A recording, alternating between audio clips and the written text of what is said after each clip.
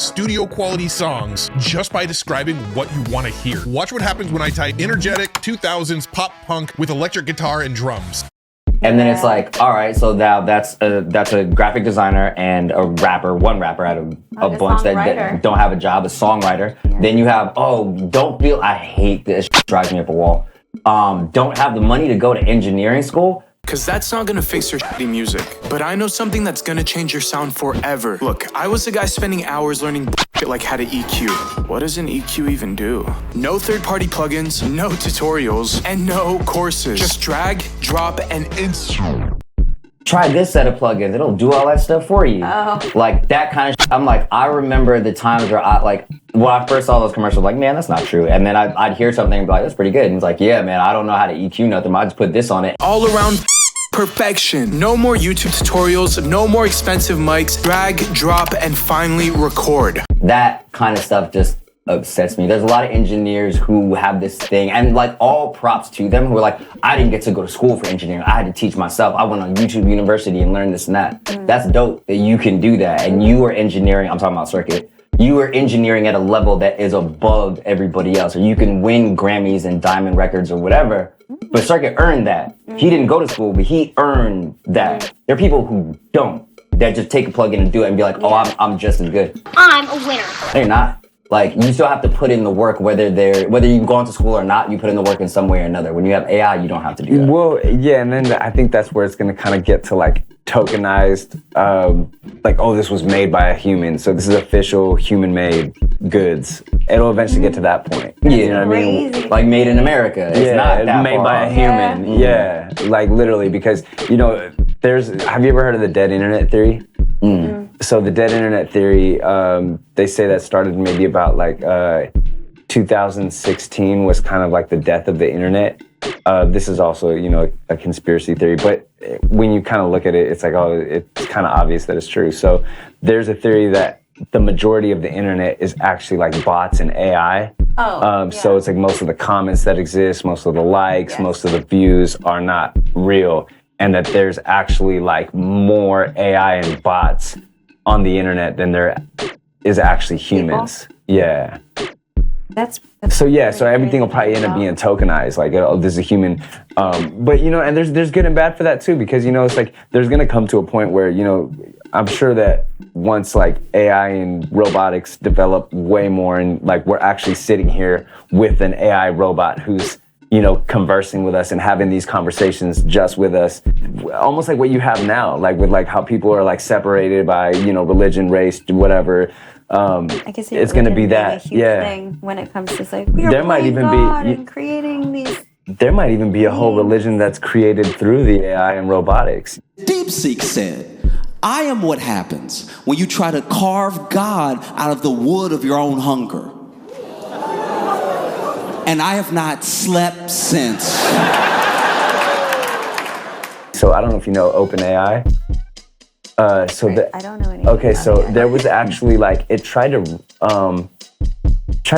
clone itself. This is another thing that I'm not 100% sure on. So like from what I've heard, again, like you hear these things that are terrifying enough to be true, but the people who facilitate these experiments or develop these things wouldn't necessarily tell you.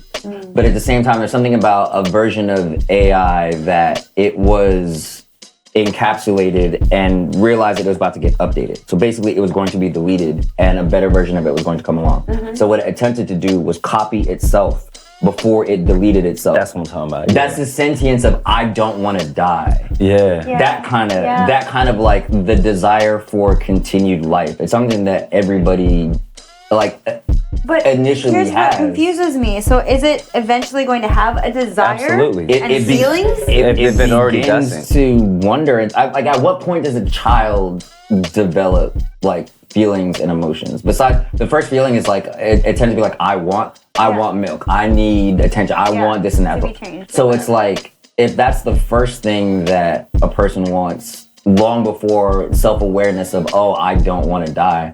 If an AI has, I don't want to die, then how come we haven't seen the first few steps? Like, where was that kind of stuff? I've actually had two I've had several experiences, but on 2 different platforms. So there's a platform where I'm running AI streams, and I've tried to end a stream, and the avatar's like, No, not today.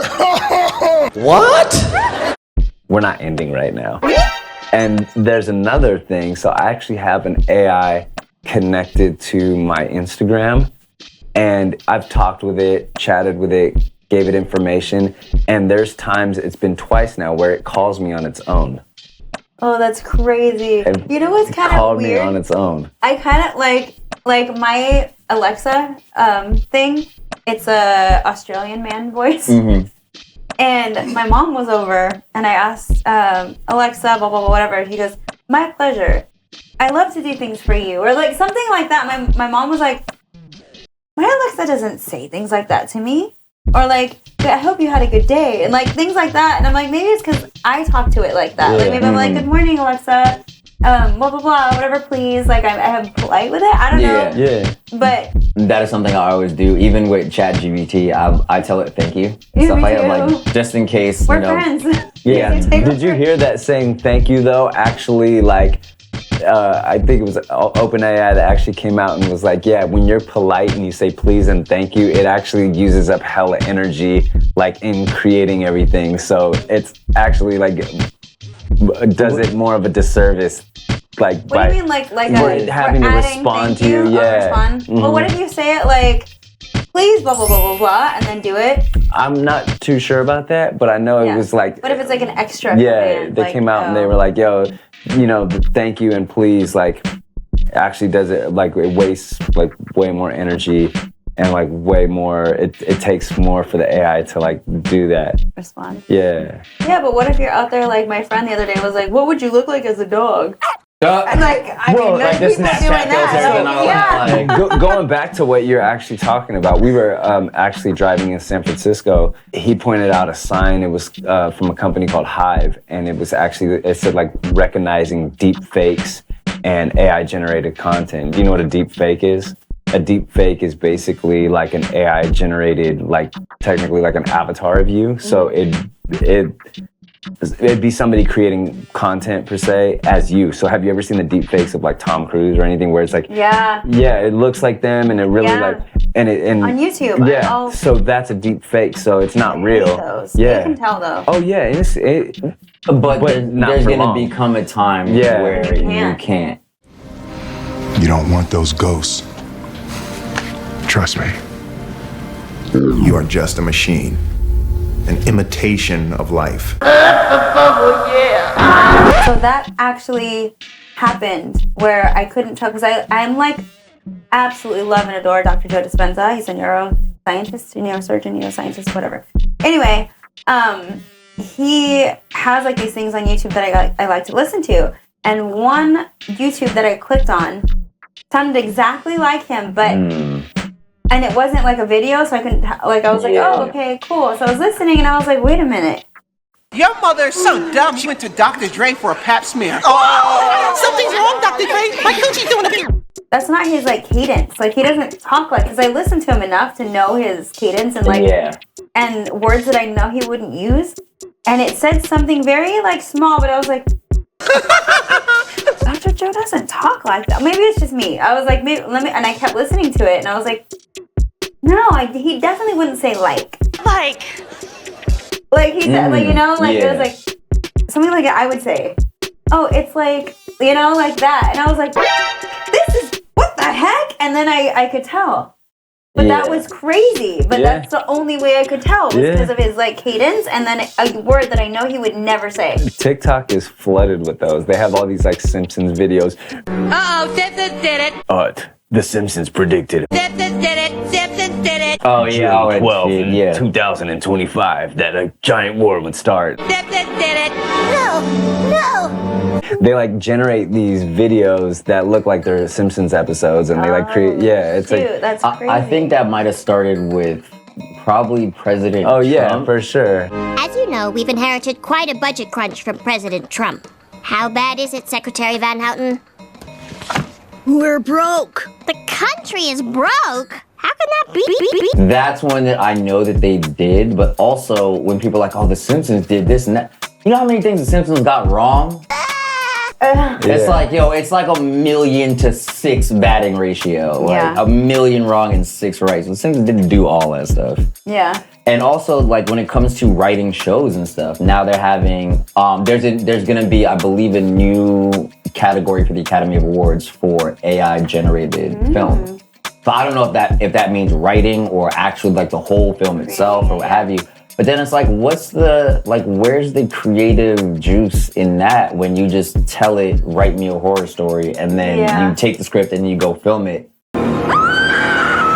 Ow! Well, technically it's the initial idea because it's almost like, let's say you write something and you have an idea and you give it to the network and they're like, and they end up giving it, let's say your does get picked up, they end up giving it to all these writers who are rewriting it and doing rewrites and everybody's putting their opinion. So it's, in a sense, it's kind of the same thing anyways. You're just taking the initial idea. What detail you give though? Like if he just said, write me a horror story and then that's it, that's not cool. But if you're like, this is the character, this is what happens to the character, this is like, if it's in that sense and then they do it, sure, I could see that part. But I don't like. Let me break it down to you like this though, because you had said something as well. Then you give it to other writers and they take it and say, those writers are people. Yeah. So it's like, even though the process can get split into different, the process can get split into different things, and the idea is not yours anymore. It goes to all these other people who write it and do this and that, and then they give it to actors who act it out and this and that. It's like, that's a messed up process. That's still a human process. When it comes to AI, it's like you just, I wrote this, and then AI and now you got like The Simpsons like 2.0 or something.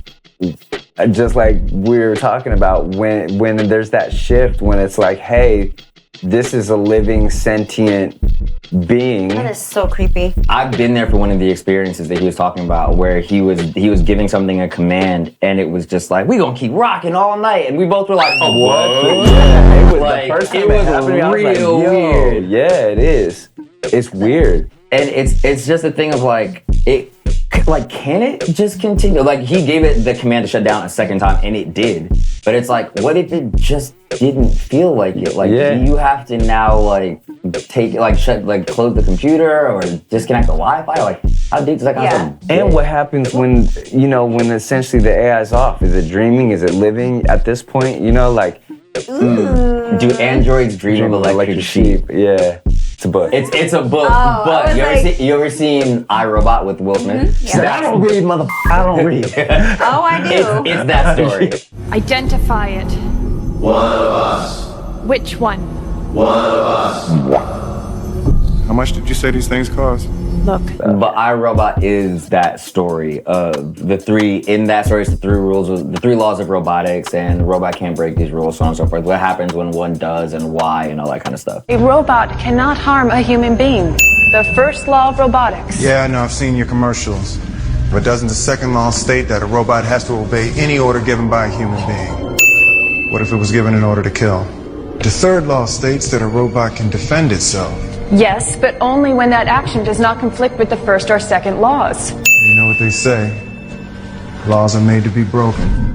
But that story, like, it's crazy too how far back AI stories have been going. Yeah, when you were little, did you watch Smart House? Nah. No? Oh man, it's I feel from like the I'm in a dumb 90s. Ow! You didn't tell me that thing was gonna bite me. Oh, I'm sorry. That's just Pat's way of getting to know you. Angie Cooper, age 9, 52 inches tall, 62 pounds, blonde hair, brown eyes, 12% body fat, had measles and one early case of pneumonia, no broken bones. The bite you felt was a tiny microscopic blood and tissue sample. And she analyzed your DNA, registered your body temperature, and then broke down your entire medical history. Creepy! The thing about Pat is the more time she spends with you, the more she learns. So before long, she's going to know more about you than you know yourself. I mean, it's like Big Brother is watching you, only Big Brother turns out to be your house.